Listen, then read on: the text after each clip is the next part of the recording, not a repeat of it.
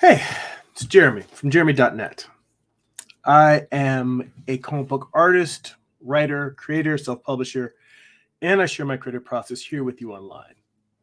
If you enjoy these live streams, if you'd like to get additional bonus live streams twice a month where we do deep dives into some of the best art books around, if you'd like to get access to a Patreon exclusive Discord server and where we share work in progress, blog posts, but work in progress, art, shop talk, give each other feedback. You can become a Patreon subscriber for as little as $2 a month. You also get access to an online digital archive where you can read all of my comic books online. And there are higher tiers for higher rewards, but $2 a month is just gets you in at the basic level. So head over to patreon.com/Jeremy. It's patreon.com/GERIMI. If you'd like to get a free digital sketchbook, if you'd like to get blog posts delivered right to your inbox about what I'm reading, what I'm watching, what's inspiring me creatively, you can sign up for my free monthly newsletter at newsletter.jeremy.net.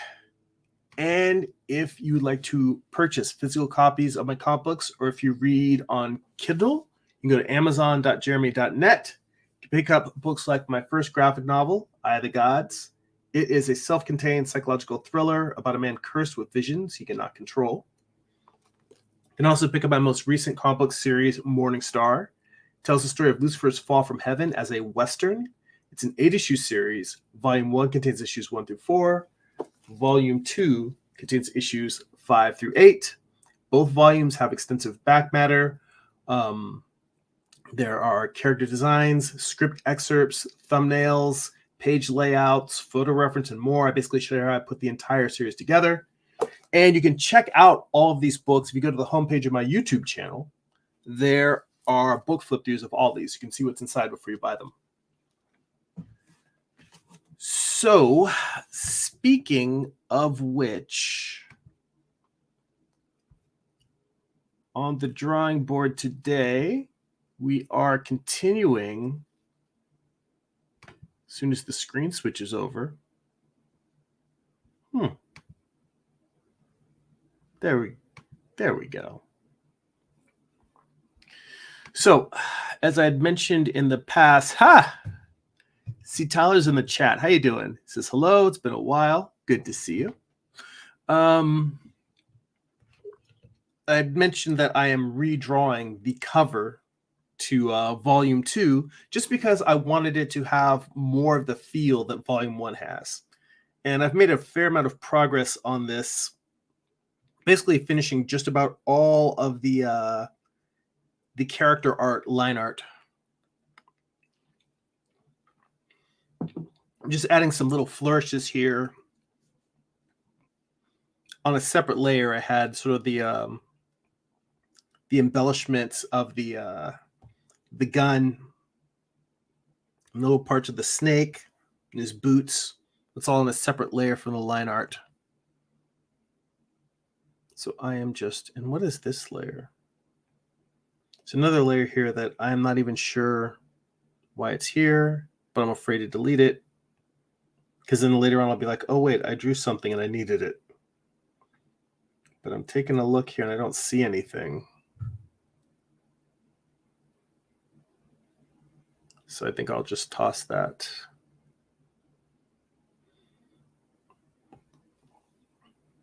Anyways, I'm just about ready to pretty much dive into the color stage for this.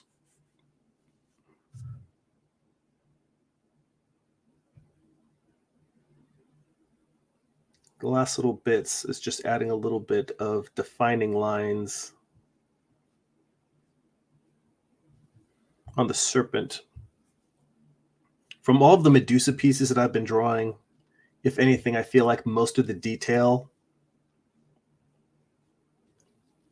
of the serpent should actually be done with color instead of line art.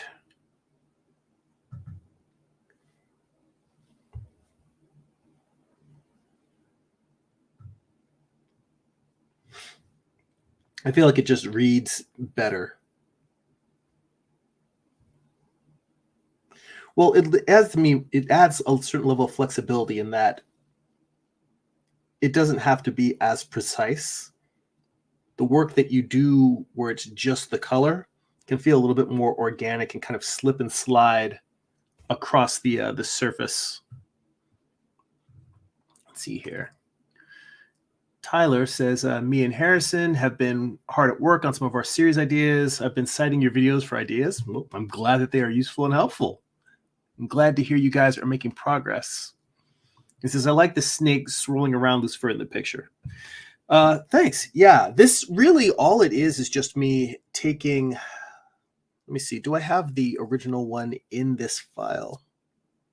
I don't have it in here, but somewhere in my photos, I have,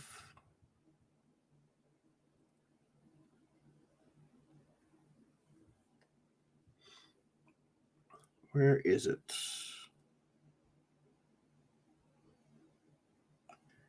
Somewhere in here, I have the cover.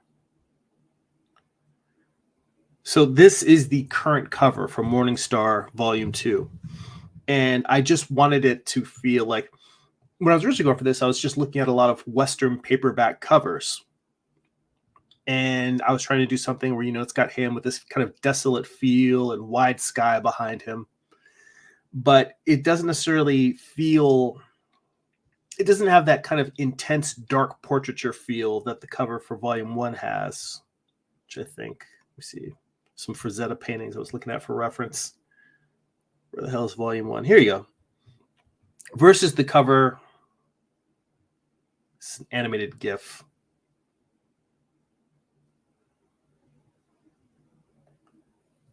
Anyway, Morningstar Volume 1, this cover, it feels like it's a little bit more intimate, a little bit more of a portrait type feel. So I was trying to take that sense, but also including the level of action and drama that, now that this is the conclusion with Volume 2 and everything's kind of like, going to shit, trying to capture that feel in this. And this is also flipped because I tend to go back and forth. Instead of flipping every few minutes, I just sort of like, it's probably not as often as I should do it, but I tend to flip it like, I don't know, once or twice a session. I'll just be drawing and be like, oh, it's time to look at this from a different angle. And I've actually been drawing this from this way for a while now. So let me go to the canvas and flip horizontal. And again, thanks to my buddy Carl Altstetter for hammering this lesson home to me, because it took me years before I started doing it. But once I did, it changed my art forever. Flipping your artwork is one of the best ways to find your mistakes before you send them to print, or it helps you catch mistakes earlier and fix them faster, as opposed to needing someone else to look at your work and say, what's wrong with it? Why is this? Like, if you ever have a piece and you're like, it just feels off, but I can't figure out why, just look at reflect it. And if you don't have if you're not working digitally, just hold it up in a mirror or take a picture of it with your phone and then flip the picture on your phone. But you will immediately see what's wrong with the piece. And it has this process has changed my art life for the better.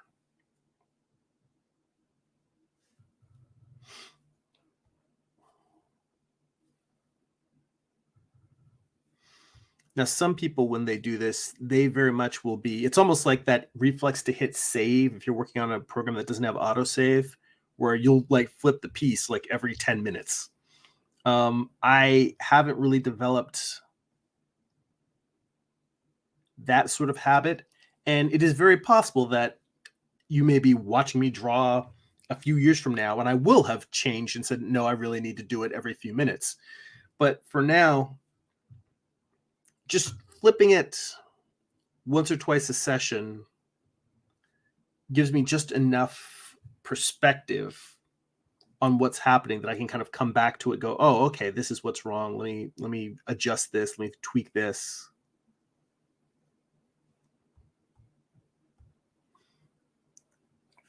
Let's see here. And Tyler says the second one really adds more life to the image. Yeah, I was joking on my my Patreon blog. I had posted that anytime I draw a cover for any book, I should just immediately start working on the second cover, because whatever it is that I think that I'm happy with in the first one, I will invariably come back to at some point down the line and say, you know what, that's not good enough. I need to do something different. Let's see. I think I had started blocking in. Oh yeah, I've got like a white layer underneath here. So I had started blocking in the environment.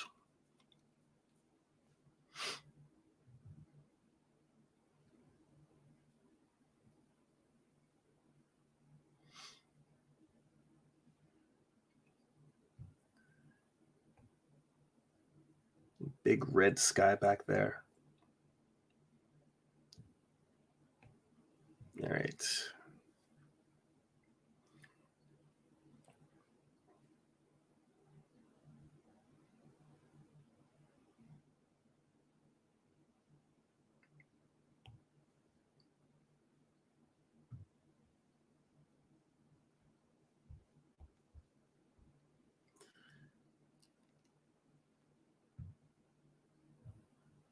I think I can combine these two layers, the line art.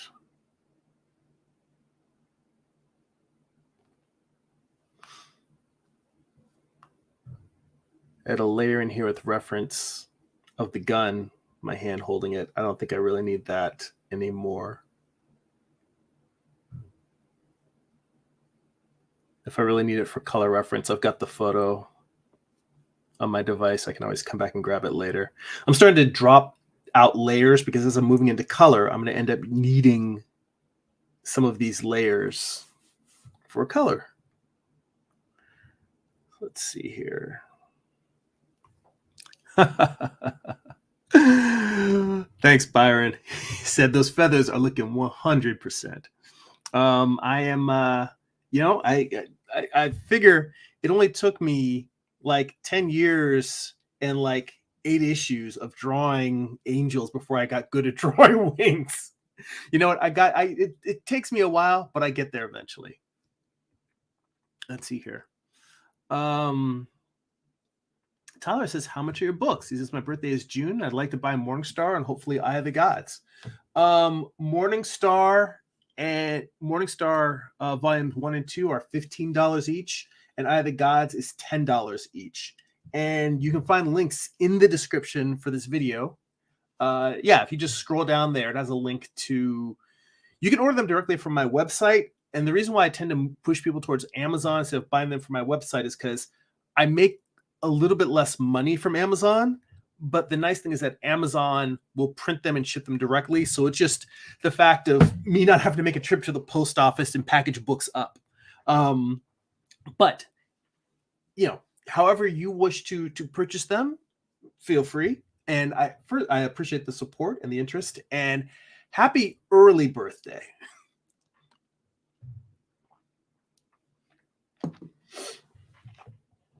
So let's see here.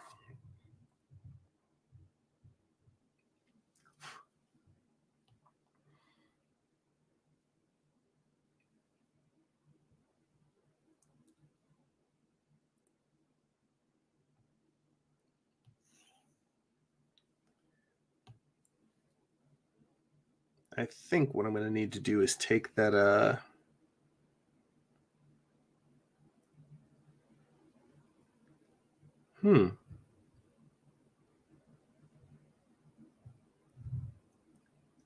This is interesting. Oh, okay, I see. I have a group in here, a layer group that has the rough thumbnail. And I think what I actually need to do is take this entire layer group and flatten it so I can bring it to the top and turn that on and off and kind of get a sense of where my colors are going. So let's take this guy and flatten and move it up here. just so I can get a sense of where. Yeah, I'm going to shift my sky a little bit more orange. And then from there, I'm going to paint the warm colors coming up out of the sky. So in this sense, I'm kind of working from the background to the foreground with colors. So I'm going to start with, having the sky, coloring everything, then painting in that background. And I'm going to do it all just with kind of tone as opposed to line art. I'm going to paint all the background. So really only the figure is going to actually have line art. But I am pretty happy with how this is coming out so far. Let's see here.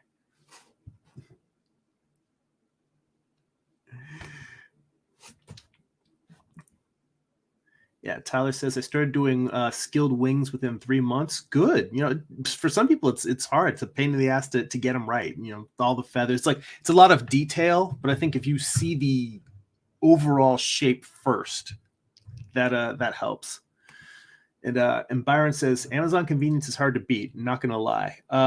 It's funny. I've been trying to. I just haven't had time to do it, but I do want to get it available on other platforms like Barnes and Noble.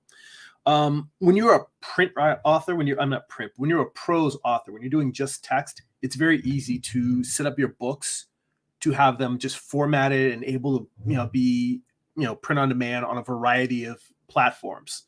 But when you're dealing with something with artwork, graphic novels and comics, it's a little bit more complicated, and I just have not had time to properly do the setup necessary to make it available on more platforms. I know that there's some people who do not want to buy from Amazon simply because Amazon has such a stranglehold on the book industry. So I get that. While I like the convenience that Amazon has as well, I also recognize that it is not a great thing for one company to have that much power over an industry. So I hear y'all. I just have not had a chance to shift things in that direction. Let me see. A little lighter, maybe a little too much orange. I kind of want to get it in that brick red.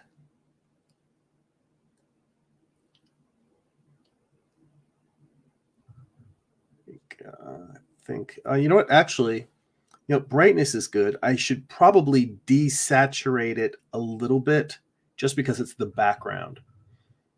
But actually, what I think I'll do instead is I'm going to leave it at a normal saturation.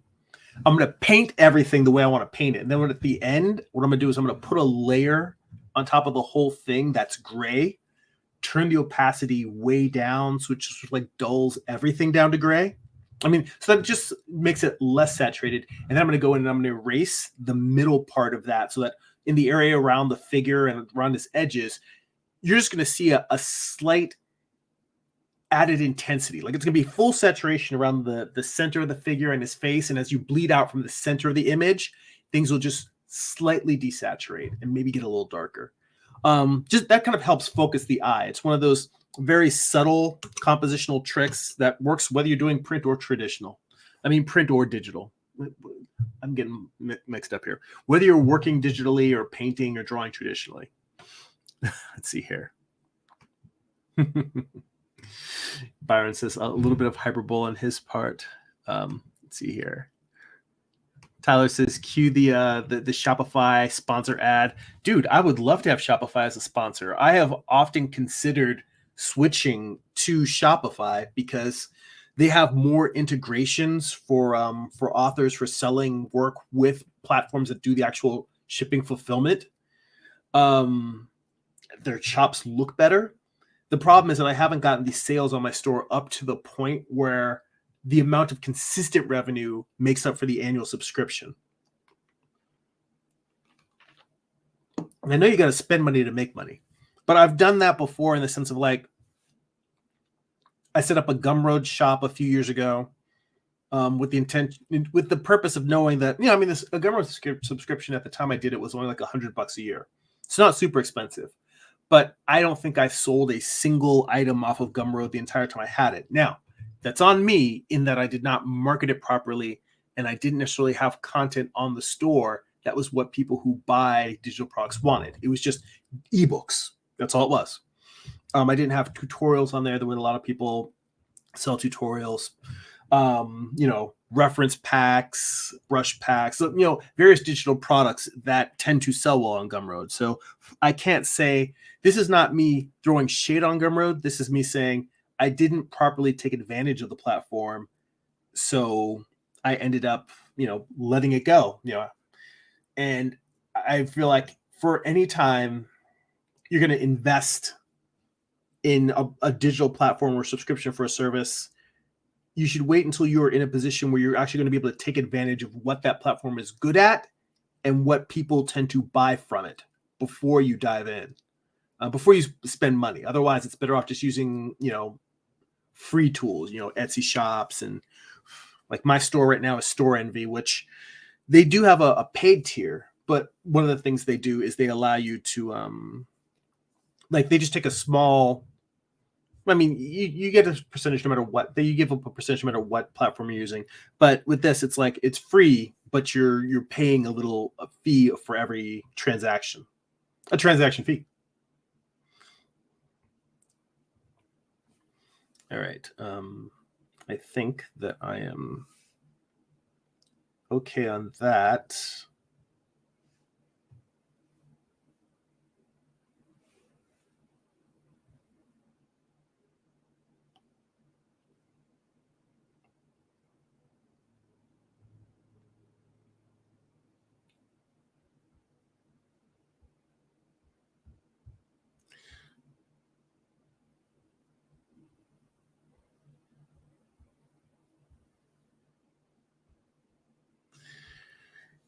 I'm sure that the fine people at Procreate know that users are bitching and moaning about, I don't need a whole separate layer just to do the gradient. I can paint this on the layer itself.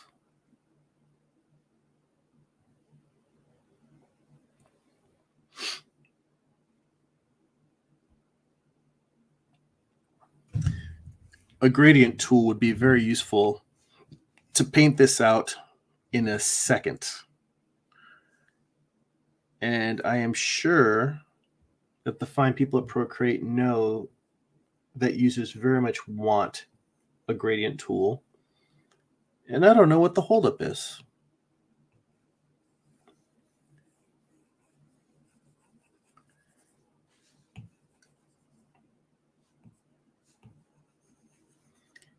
Anyway, I'm just painting sort of a light, warm glow.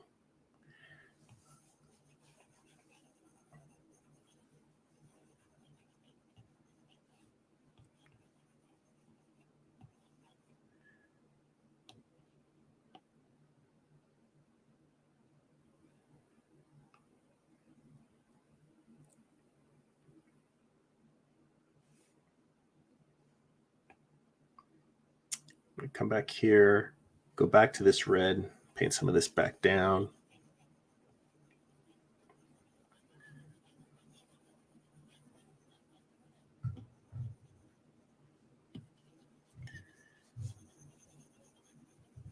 Come in here with a brighter next step up.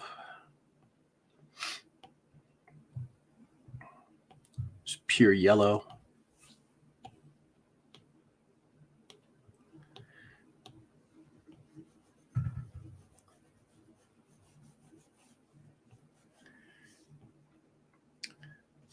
And this is intentional. The fact that, it is sunrise here, it's dawn, the book is called Morning Star. There's a reason why his attack on heaven in the book takes place at dawn.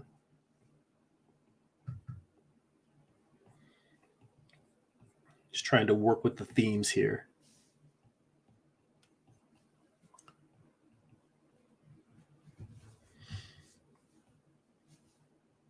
And then from here, maybe bring the brush size down a little bit. go into an almost whitish yellow.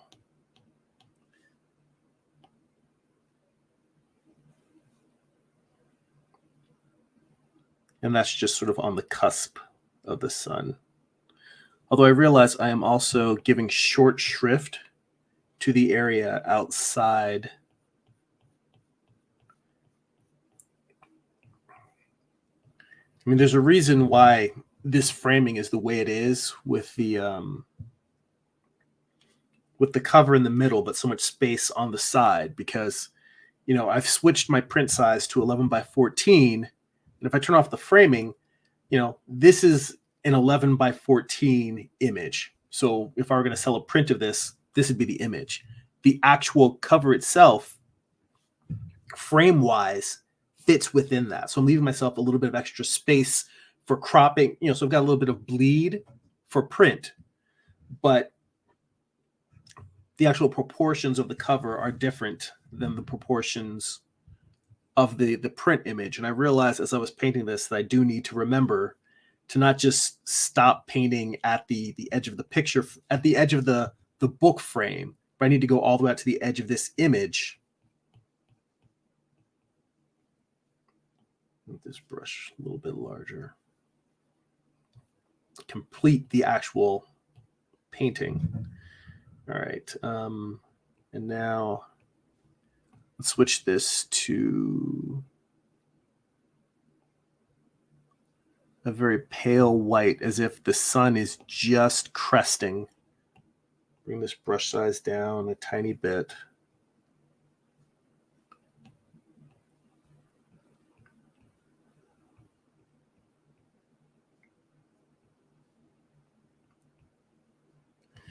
And this is what will give it that sensation of a glow. Is that change in contrast between just yellow and like a white yellow. I feel like it's light kind of bleeding over the, here, let me zoom in so you can see this a little bit, how it just by changing that to a little bit brighter, it's like the light is sort of bleeding off of the edge or over the edge of the mountains. Let a little bit of that effect also run into the figure. Let him glow a little bit.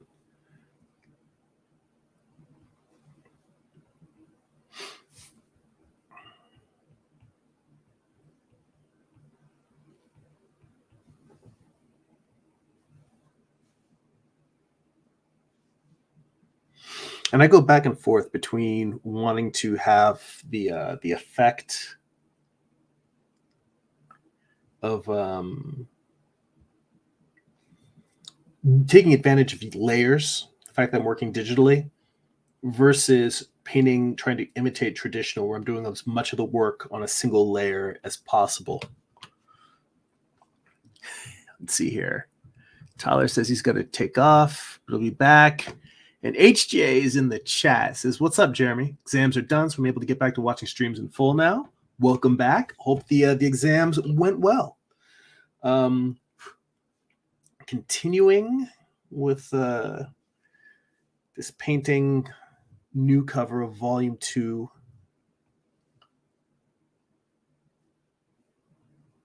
And normally I try to finish like vaguely, like I try not to come in and do a lot of detail at an early stage in a piece.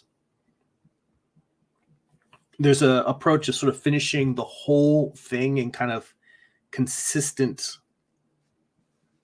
levels of development. Like, do make sure that the figure, the background, everything is painted at sort of like the first level of block in, and then doing it all at like sort of your second level of refinement, and then doing your polishes. But since I'm working from foreground to background, I kind of want to paint more of this stuff in.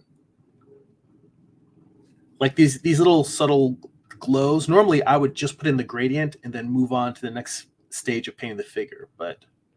And I may very well come back to this later on and say, I should have done that. It's another thing about process is I'm, for better or worse, I'm more willing now to just try stuff and see what happens, even if it might be a bad idea.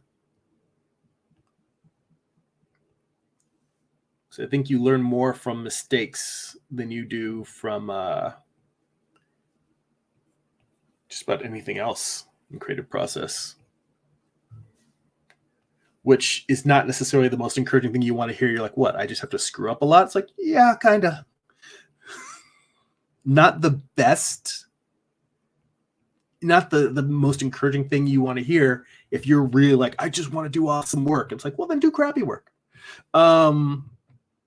But unfortunately, I think it's kind of true. And I think what helps is being okay with mistakes, being okay with doing so. I mean, literally, I published a book with a cover that's out there in the world that people can buy. And I'm painting a new cover now. That should tell you how I am okay with doing stuff and accepting the fact that, oh, hey, maybe I forgot a better way to do this. Let's do the better way now. You know, just dive in.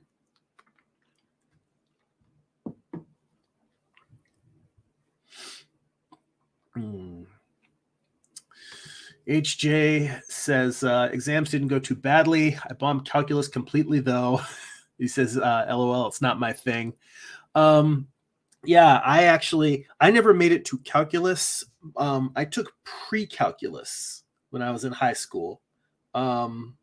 Basically, I think they just called it trigonometry, but it's sort of like once you get past all of the algebra stuff, and it's kind of like you can stop taking math if you want to. I wasn't sure if I was gonna take calculus, so I said, well, let me try the pre-calculus to see how I did. And I generally was kind of A to B student. I think I maybe had like 1 or 2 semesters where I had straight A's, but I did pretty well in school. Pre-calculus was the only class that I almost got a D in. I got like a C- in it, which is still passing. But after that, I'm like, you know what? I think I've done enough math. I'm good here. I've reached the limits of my abilities. And I also did not particularly enjoy it. So I met some good friends in that class, one of my best friends to this day. So I'm glad I did that. But beyond that, yeah, that's as far as I took math.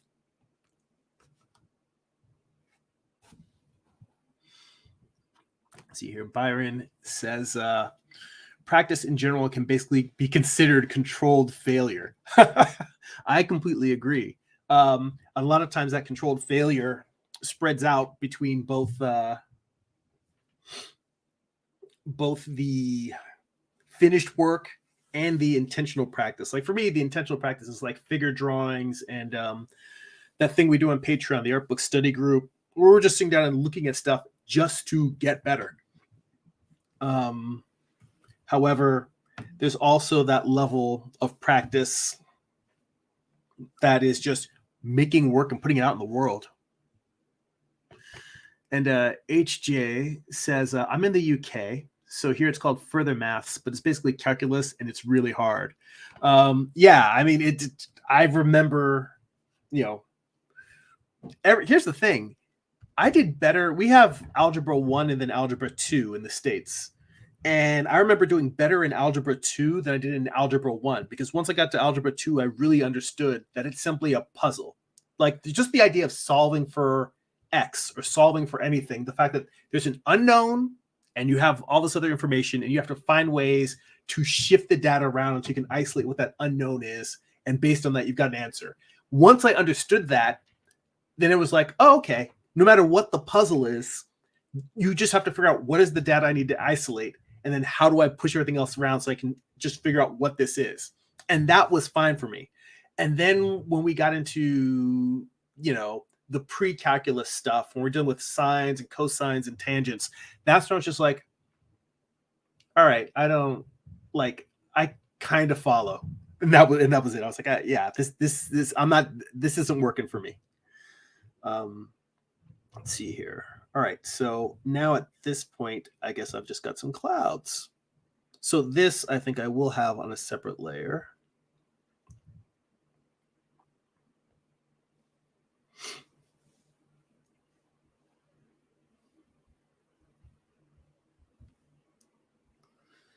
And I don't really have a great brush for painting clouds.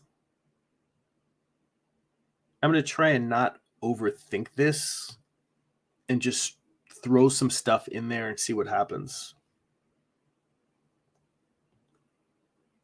Work with a softer brush at a higher opacity.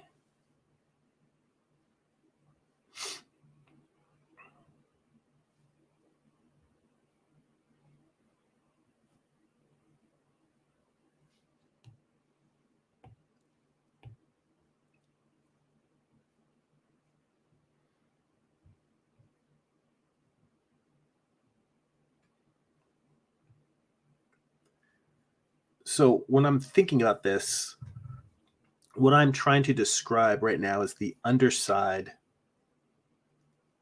of the cloud, because it's being hit. Clouds are big and round and puffy on top, but on the bottom side, they're kind of flat, generally speaking. And this flat surface has the rising sun shining up on it.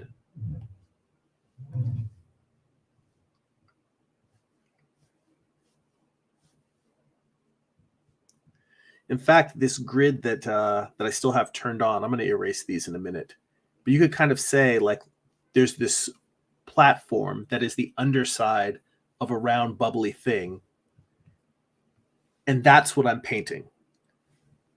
I'm painting the underside, the undersurface of this thing that's sitting on top of that grid that I still have turned on. And to be honest, that's one of the reasons why I still have the grid turned on. I have it turned on for the express purpose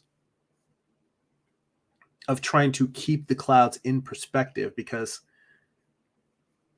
I think it's real easy to draw them and have them feel just sort of like just these fluffy things on the surface that are just kind of like floating in the sky. But I think giving clouds a sense of depth really comes from giving them a bottom or an underside versus the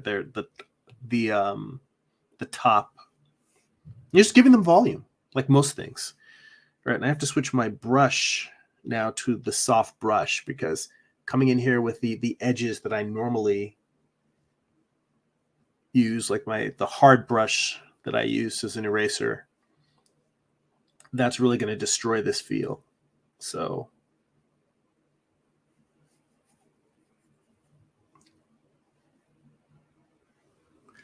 let's see here. HJ says, I'm more of a writer, so classes like English Lit, English Language, and Media Studies for me are much easier than maths and sciences, but all of them are sadly necessary for passing my GCSEs. Well, you know, I will tell you this. All of that stuff is going to become material for you as a creative person, whether writer, artist. For instance, I didn't pay as much attention to history when I was in school. And now, as an adult living in the world, I see not just how useful a better understanding of history is for coming up with stories, developing stories, but also when you look at the world and how, in ways in which the world is messed up, or ways in which our world, like, how did it get this way? You know, everything really comes down to looking at the past and realizing, oh, this is all a series of steps and decisions that were made before and before and before. And it's not necessarily that this is the world that we should have, but if you follow back far enough, you can be like, oh, I see how we got here. And I don't think that I had that appreciation for history as a younger person. And I hope that you do, because I'm not saying you don't, but if some of the, but history is different. That history, I think, is part of the humanities. It's not English Lit, but it's still, you know, more of the humanities than the hard sciences. But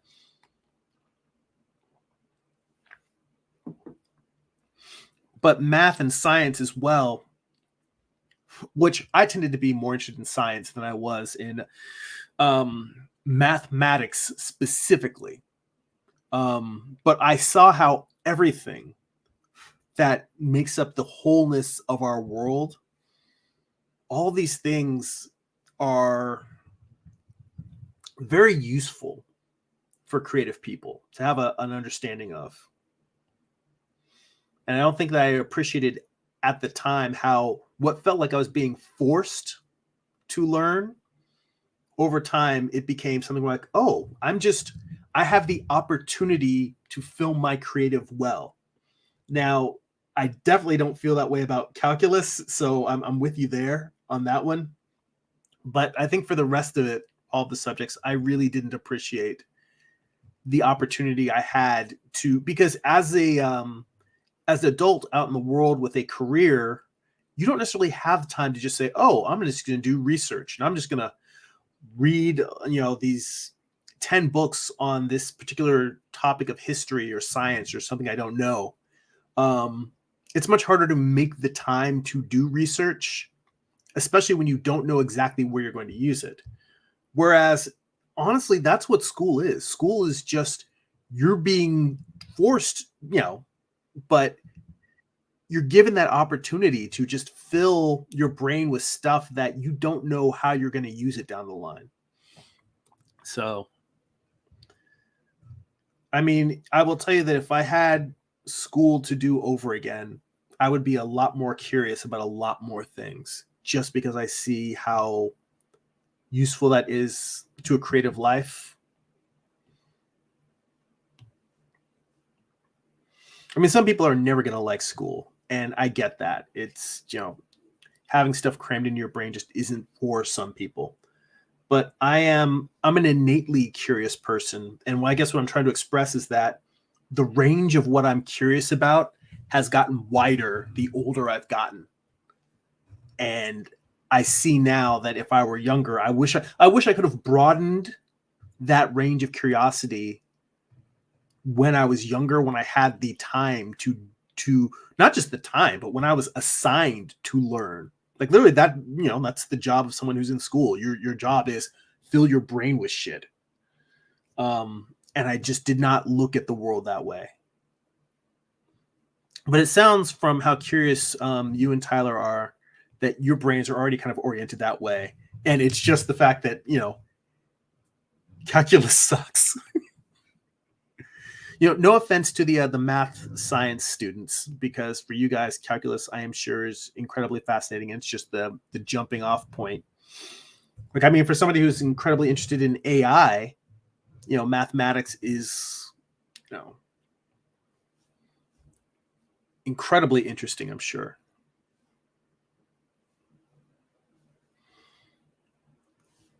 Let's see what happens if I come in here and just give this a sense, almost in the same way that I was trying to have the light curving, or like kind of coming around the edge of the mountain. I'm not using a hard brush here, but I'm using a soft brush, very small, to give that sense of it's a hard edge, but at the same time, light is bleeding through the edge of a cloud. And this is definitely something where I should probably ease up on how hard I'm trying to make this cloud a cloud. Because I think clouds should be kind of loose and weird and amorphous.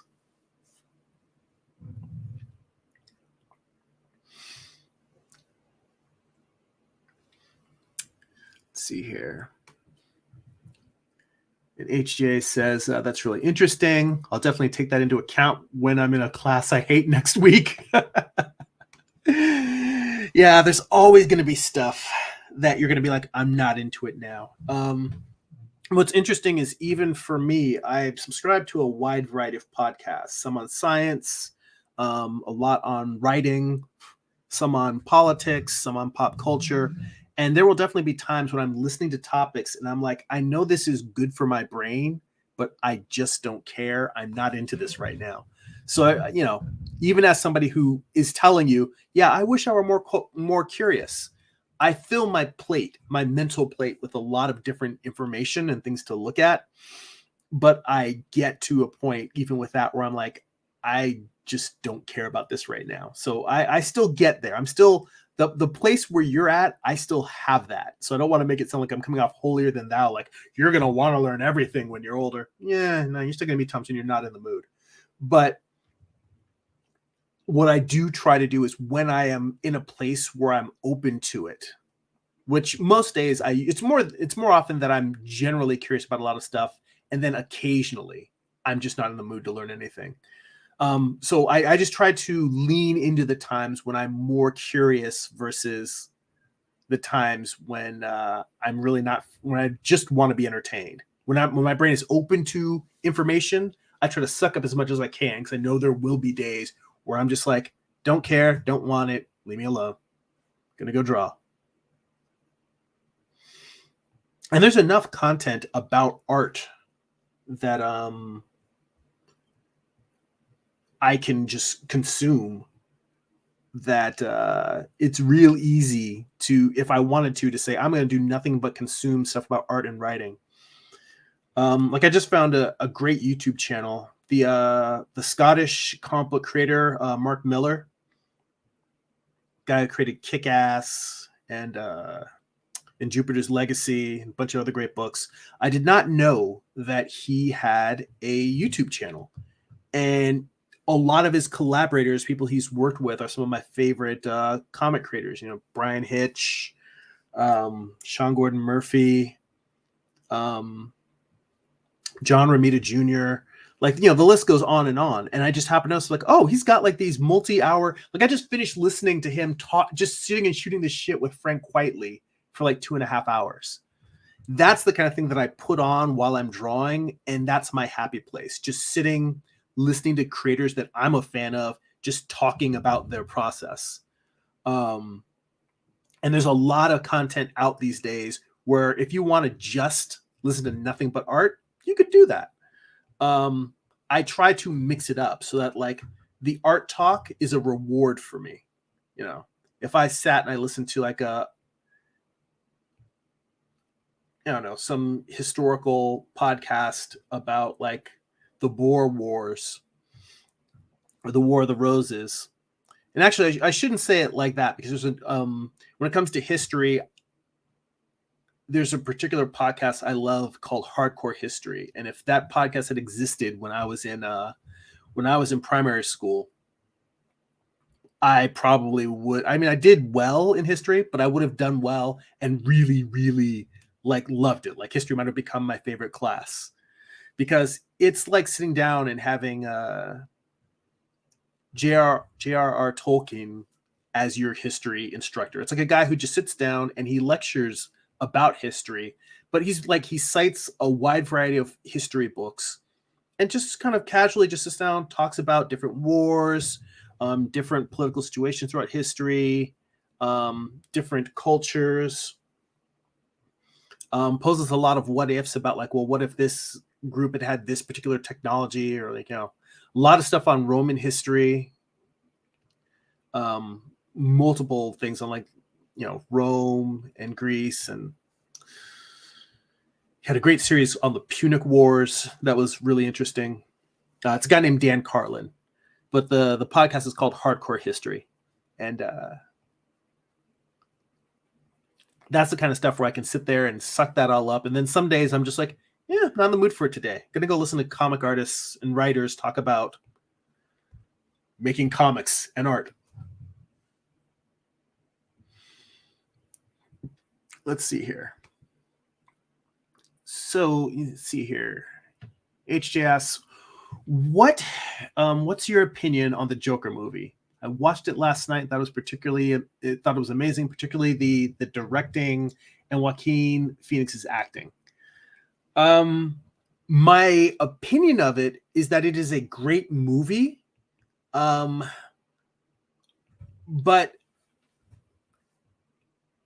I don't know that I loved it. I thought it was very, very well made, but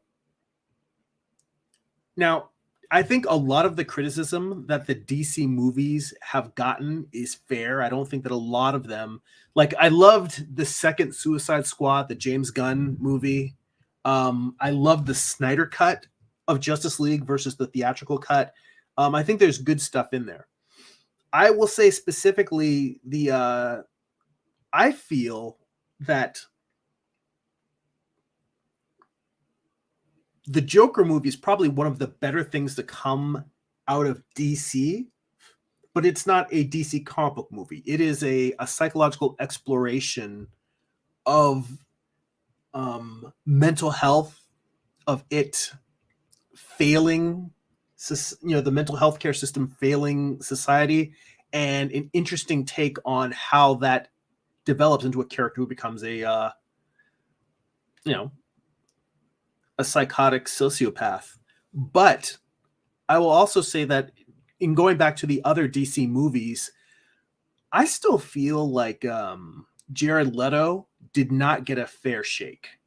Like, a lot of people just crapped on his performance as the Joker. The weird look, the gold grill, all the tattoos. And honestly, in terms of what I'm trying to say is that the Joker movie works very well for what it is, in terms of it's separate from the DC universe. On its own, it is a great movie and it's a great character exploration. But when you talk about a Joker who's going to interact with the rest of the DC universe in terms of dealing with Batman, dealing with the Bat family, dealing with other characters in DC Comics, I honestly feel like Jared Leto's Joker is more suited for that. So I guess my overall feeling is that Joaquin Phoenix Joker is a deeper movie. It's deeper. It's just overall. But that depth, and this sounds like I'm shitting on superhero movies, but I think that depth makes it difficult for him to serve the larger DC universe at large, because when mostly you're dealing with stories that have multiple characters, multiple protagonists, multiple antagonists, and it's hard to have a story where you're going in that deep into one character in a universe where you've got multiple characters that are interacting with each other. So, and I think that's the reason why DC, they have Elseworlds, that they have these things where they'll have stories that take place outside of the main continuity. They've got their what do they call it, Black Label, which I heard that they were ending the Black Label line. I don't know exactly what's going on there, because I'm not super up on sort of the comic book industry news and gossip and all of that sort of thing. But I think I remember hearing somewhere that they were ending the Black Label line. That said, it's great for what it is. And what it is something that is kind of unique and outside of the main DC universe. I don't know if that fully answered your question, because I remember I watched it. I thought it was very well made. I enjoyed it. It felt very different from what's in the DC universe. And my overall response is it's different from what's in the DC universe.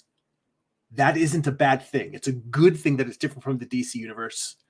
But that also means that it's not part of what is that whole thing. Like the Sandman, I look at it the same way. Sandman and the whole Vertigo line, really, Vertigo spun out of Swamp Thing. Swamp Thing was the first Vertigo title. I mean, it might have been, I think maybe it could have been Hellblazer, John Constantine, that might have been the first one, because even Constantine spun out of Swamp Thing. Point being is that I think there were those two, and then Neil Gaiman's Sandman. Sandman as a TV show, there may be characters that are from DC Comics, and I have not watched Sandman yet. Not out of any disdain for it. I actually really love the comic. It's just one of those things where I haven't had time, and honestly, I haven't got my wife sold on it yet, because really, the things we tend to put our attention towards are things that that we're both in the mood to watch. And if she's not really in the mood to watch it, then it's hard for me to find time on my own to watch TV. Most of my TV watching time is spent with my wife, Like it's kind of our kind of relax and hang out, chill out together thing. So if there's if there's something that she really doesn't want to watch, then I'm like, all right, well, I don't have any other time to watch TV, so I'm watching what we agree on watching. Let's see here. HJ says, I thought the film did very well in making the audience feel uncomfortable, but not in a way where they'd want to turn the movie off. He says it was weird, but an interesting departure from mainstream DC. I agree with that. I think that's a very, very fair assessment. And I think it was more of an art film than a pop culture film, because an art film challenges the audience, pushes the audience. I think it's interesting now that they're moving Harley Quinn into the universe with Lady Gaga, because I think that's a place where you really see sort of a tragic exploration of mental health as well. A therapist who falls for her patient. I mean, mainstream DC, the criticism that people give to it is that it's just a roller coaster ride. It's not necessarily deep, thoughtful. It's not challenging the audience. I think art challenges the audience. I think entertainment gives people a ride and allows them to escape. And I don't think that I think that there's a place for both in the world at large. I think there's a place for both in the DC universe. And that's what I would say is that the Joker fulfills the artistic side. In fact, the Joker might be the first DC art film. I'm trying to think if there's anything else that's been done that was particularly challenging. I mean, I would say that the second Christopher Nolan film was an art film, in the sense that it really did sort of they talked about challenging ideas of authoritarianism, moral ambiguity and complexity. I would say that generally most superhero films are entertainment versus art.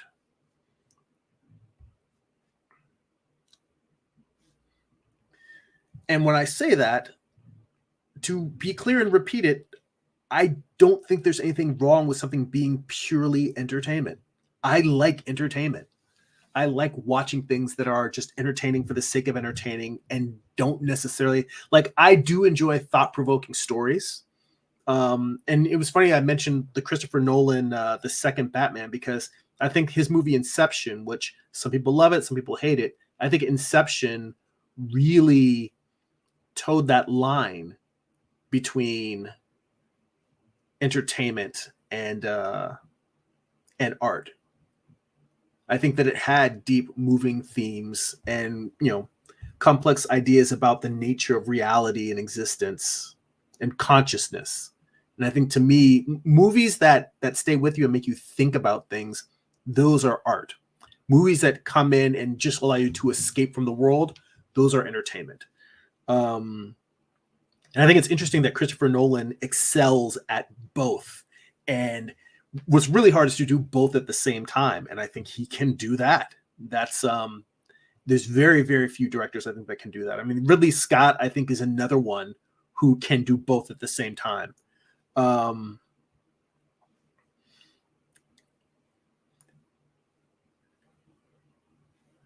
I think it'll be interesting to see how the second Joker movie plays, and whether it is also another movie that is in entertainment, but at the same time making you think about deep thoughts. I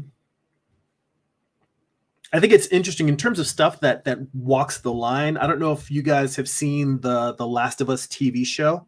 I have never played the game before, but I would say that The Last of Us, and to go back to other stuff that's also like HBO material, like Game of Thrones and The Last of Us, I think that those are also stories that successfully combine entertainment with art, making you think about deep philosophical or moral questions. The Last of Us, definitely so. Really, really enjoyed that. Something about this cloud that's not quite right. I'm just going to undo until I get back.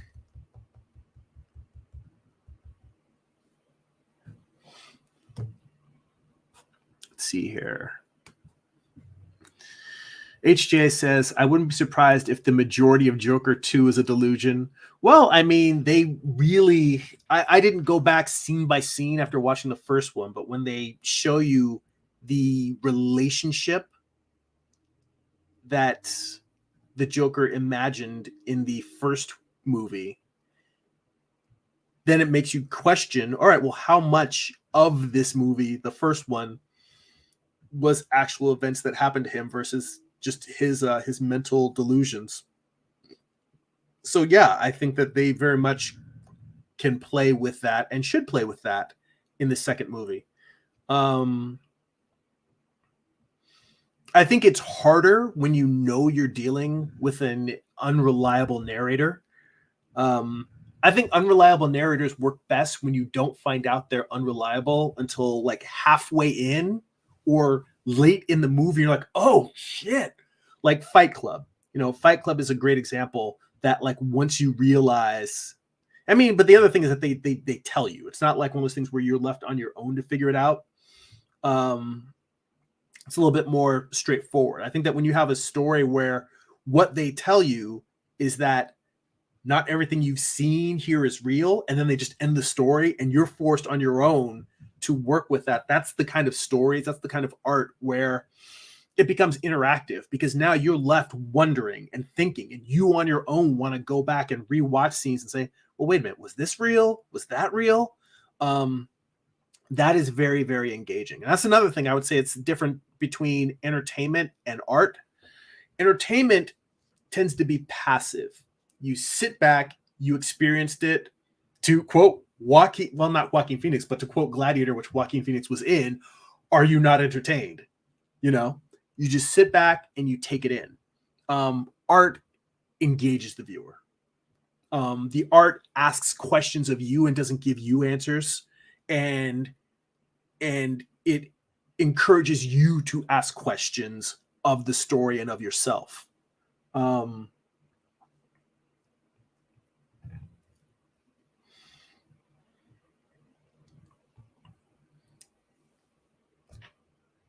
do you guys think of these clouds? I don't consider myself a cloud painting expert. And I know, by the way, I know that I could just go online. I could go to a whatchamacallit. If I really wanted to save some time, I would just go on to Pixabay or some other stock photography site and just grab some clouds and drop real clouds into the background and be done with it.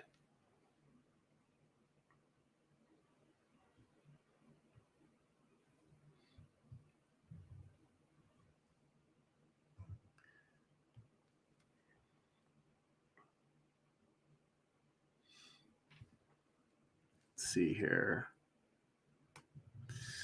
HJ says, I like the clouds a lot. The colors are perfect. Thank you. I'm also wondering if I should tinge the background with a little bit of not darker red, but almost shift the red to a slightly cooler color to get that sense of like you're fading out into the twilight, the pre-dawn light.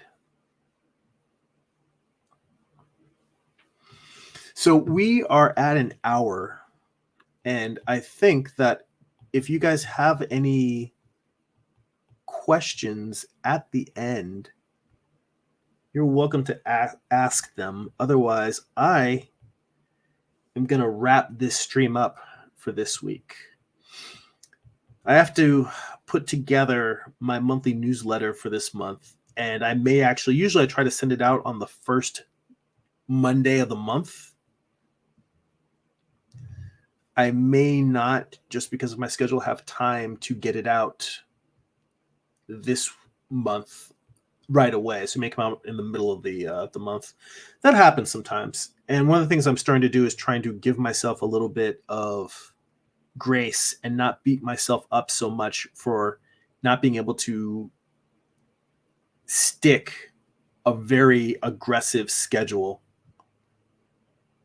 Just understanding that sometimes I'm not going to be able to do everything that I want to do.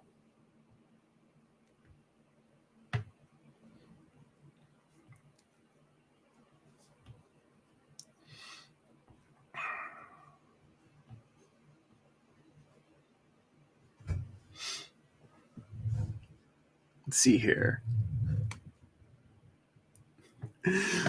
Byron says, good clouds is like good audio quality. You don't notice it if it's good, but you definitely notice it if it's bad.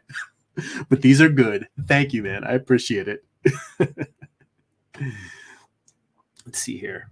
So, HJ asks a good question, and I think that's a good topic for us to bring things in for a landing on. He asks, how do you stay motivated? He says, when I make a mistake in choices of how I'm doing art, in the choices of layers or anything like that, I quickly and rapidly lose motivation. How do you get around that? Let me see. I'm trying to think of a way to thoughtfully give you a sense of what's going on in my head. Well, I think that I bring the approach to art.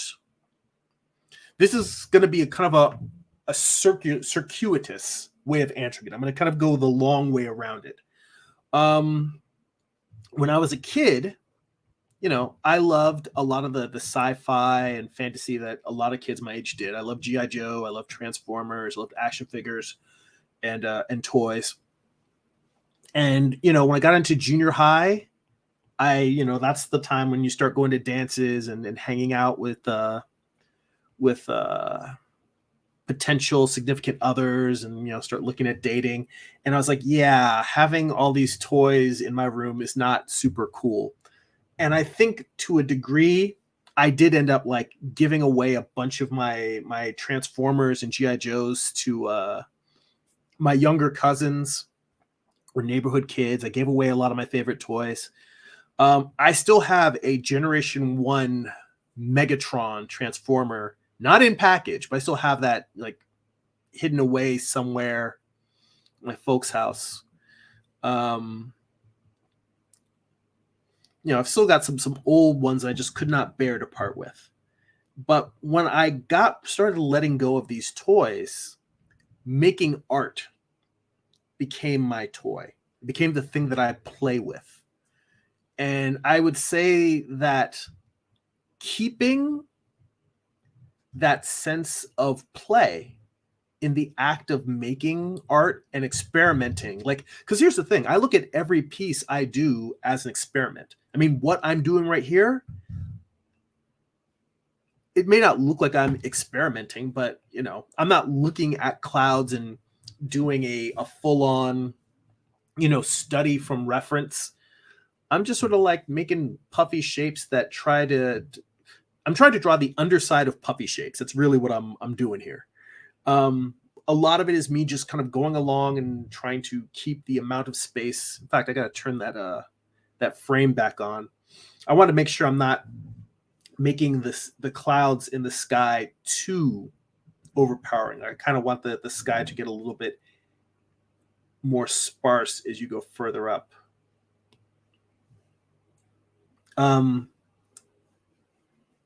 Keeping that sense of play,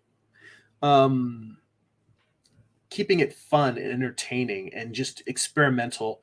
And the other thing I was going to say, video games. Video games are another thing which I follow, like certain games when game trailers drop. I've followed stuff like The Last of Us, BioShock. Like I would watch trailers, I'd read articles about them.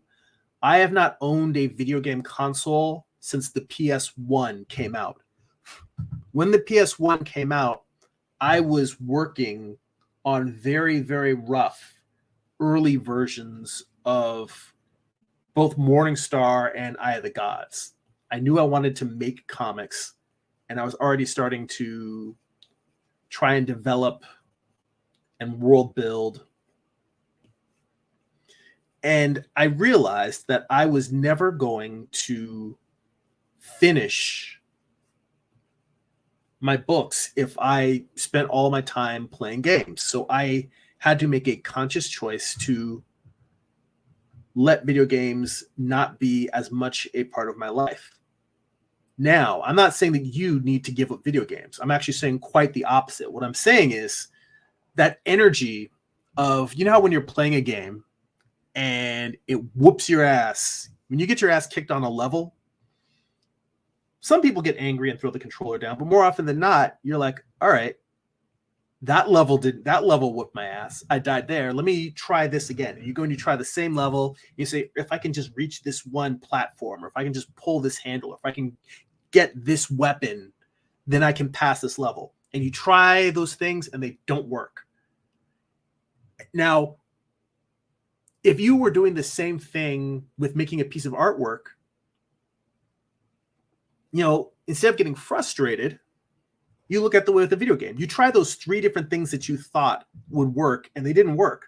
So you're like, all right, well, what else can I try? Let me try this. Let me try that. And you start like doing outlandish stuff, or you just try doing a speed run and seeing if you just by going through the level as quickly as possible, you can get through it. You just start trying all kinds of outlandish shit to try and solve the problem. And eventually you figure it out. And sometimes you figure it out and sometimes you get through by dumb luck and you're just like, wow, I don't know if I could beat that again. And sometimes you work out what it was that you were doing, quote unquote, wrong. And you're like, oh, okay, I get this particular piece of the puzzle now. That is how I look at all of art. Drawing, writing, design, all creativity, I look at it as the experiment of beating the boss level. That's the way to look at it. Every piece or everything you write, it's a boss fight. And I think if you come at it with the approach of this thing is going to kick my ass, it's going to kick my ass a bunch of times until I get it right. Like if you're playing a game and then like at the very early levels, like one of the not even a mini boss, but just like a normal, opponent that you would encounter in a game comes in and just takes you out like instantly. You're like, well, wow, that kind of sucked. That's like making a very simple mistake early on in a piece. Like, you're like, huh. Normally something like that isn't going to make you say, well, I'm putting this game down for the day because this low level minion whooped my ass. You're just like, huh, that's weird. Why'd that thing whip my ass? Let me come in here and try this thing again. And maybe you learn, oh, it's just a matter of I didn't approach that minion right. It's all about looking at how do I solve this problem?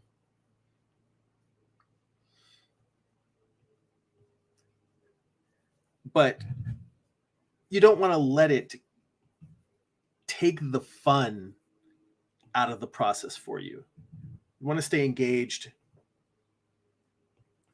and stay curious. That to me, I think is probably the best advice I can give you is look at every creative act as a game and then just play the game. That's it. When you do something and it comes out wonky, just that's the thing. Just ask yourself, what would I do if this was a video game? That's the whole reason why I brought up games in the first place, is because when I forced myself to stop playing video games, that's when I really realized that the reason why I was able to do it is because art became my video game. And art never stops getting harder, because what happens is, at the same way in a video game, as you level up, you fight tougher and tougher bosses. This is why when you hear interviews with artists that you really admire, and they talk about how, well, I'm just okay, or I'm not that great, or they talk about, well, I might be pretty good, but these other people are really the great ones. The reason why great artists have that level of humility is because as they get better, they see more, and they see all of the things that they can't do, things they didn't even perceive as, oh, like, once you achieve a certain level of skill, you can perceive challenges and obstacles that you didn't even know were there, that they bump your artwork up to a whole nother higher level. But you realize that you're like, no matter how long I've been doing this and how good I think I am, there's like this whole other degree of skill to writing or making art that I'm at like level 0 on. And that never ever ends. If you do ever get to the point that you're like, wow, I know everything and I have beaten the game, I've mastered the game, odds are you're probably a pompous ass. Because there's always more challenges. There's always things that are being revealed to you. And that's the thing, if you're not, this is definitely something that I did not make up this expression, but I've heard it from many people multiple times, which is, if you're not failing, you're not trying hard enough. So you should be failing. You should be getting your ass kicked by the level of writing, or the level of making an art, or the level of building a piece of art in Photoshop, whatever it is. You should be getting your ass kicked, because that is the nature of it. But it's not getting your ass kicked and it's like, oh, this sucks, this is demoralizing. It's the training, it's leveling up, it's getting the XP and figuring out how to work this level, figuring out, oh wait, I have a whole new weapon that I didn't even understand how to properly use. That's the way that I approach it. It's the video gamification of the creative process. All right, that was a huge rant. I'm going to run through Byron's comments here at the end, and then we're going to wrap it. So Byron says, personally, I've found that motivation relies more on what you're mentally focused on. If you enjoy the process instead of the result, you'll stay motivated just from the doing. I 110% agree with that. Most of the time, I'm not even thinking about how well the thing is going to come out. I'm just lost in the process. Like for this, yeah, these clouds look like they're coming out too good. I mean, they look like they're coming out pretty good, not too good. That sounds super arrogant. They look like they're coming out good. However, there also looks like there's too much. Like I'm going to have to probably pare them back, but I'm just enjoying putting the marks down and exploring where they fit on the page. I'm going to have to find a nice balance between having the detail there versus it not fighting with the figure. But yeah, just making stuff is fascinating. I just love doing it. And he also says, but if your only motivation is to make a good end product, you'll find the process to become more unbearable if it goes off the rails. Yeah, that's true. You got to let stuff go off the rails. And that's something I need to tell myself on the writing side, because I've been really stalling on the next comic because I'm not as happy with the results, but I need to get in there and tighten it up so I can start putting that new book out. HJ says, I thought I'd say I recently hit the 50,000 word mark on my character's Google document, which was huge for me. Happy to hear it, and congratulations. Byron says, I like to say that video games quit me instead of me quitting them. Not many catch my attention nowadays. And Byron also co-signs, says I can definitely agree with all of that. All right, guys. So on that note, here we are. I think I've made a fair amount of progress on this cover. Got to paint in the rest of the background. And this is kind of an eating your vegetables first thing. But what I try to do is paint all of the stuff, get the background and the environment, get all that stuff in first. In a way, almost like painting the boring stuff first, because I keep the figure work as my treat, as my reward. And also it keeps me from giving the background short shrift. It keeps me from just saying, all right, I'm just going to slap a background in there. By doing this thing as earlier in the piece, when I have a little bit more focus and I'm not as tired of the piece, using that to do the things that I might normally just sort of like bail on and not really crap out about, it allows me to put more attention in that. Like the sky is the real big star in terms of the background. Like when I come to the ground, it's going to be, a lot of it is going to be in shadow because it's pre-dawn. So there might be light leaking over the edges of the mountains, but it's really like there's not going to be too much detail. It's going to be very, very low contrast. on the rocks, and then maybe a little bit more contrast on the ground plane. And then I just come in with the figure, and the figure, because I've got the line art in here, that I really can do with mostly flat color and highlights. So, I've got a little bit of method to my madness. But speaking of method to my madness, on that note, I can share more of my madness with you guys when we do art book study group on Patreon. We've got a session coming up this Wednesday. It's going to be 7:30 Pacific Standard Time. So wherever you are time-wise, if you want to catch it live, you can go over to patreon.com, become a subscriber for as little as $2 a month. You'll also get access to the digital replay. We have a digital archive with replays, has hundreds of hours of me studying from some of the best art books around. I've been doing a long-running series on Walt Reed's The Figure. We just sit down with the book and just draw from it for like 2.5, 3 hours. You can ask me questions live on the voice channel. So it's not just asking in the chat, but if you actually want to speak to me on the Discord server, we have the voice channel open, so we can just sit and just rap like regular human beings while I'm drawing. So that's great. We're going to be doing the next session, like I said, this Wednesday. So if you guys want to check that out, head on over to patreon.com/Jeremy. That's patreon.com/GERIMI and sign up. If you would like to get a free digital sketchbook, work in progress animated GIFs delivered right to your inbox, blog posts about what I'm reading, what I'm watching, what's inspiring me creatively, you can sign up for my free monthly newsletter at newsletter.jeremy.net. And if you'd like to purchase physical copies of my comic books or read digitally on Kindle, you can go to amazon.jeremy.net. They'll forward you to my Amazon author page. You can pick up books like my first graphic novel, Eye of the Gods. It is a psychological thriller about a man cursed with visions he cannot control. You can also pick up my most recent project, Morning Star. It tells the story of Lucifer's fall from heaven as a Western. It's an 8-issue series. Volume 1 contains issues 1 through 4. Volume 2 contains issues 5 through 8. Both have extensive back matter, character sketches, thumbnails, page layouts, script excerpts, and more. I basically show you how I put the entire series together. And if you want to check out the books before you buy them, on the homepage of my YouTube channel, there are book flip-through videos. You can flip through and see what's inside the book before you pick them up. All right, guys. Thank you so much. I appreciate it. I appreciate you guys hanging out with me, all the feedback, conversation, spending time together. That's it for now. Go be creative.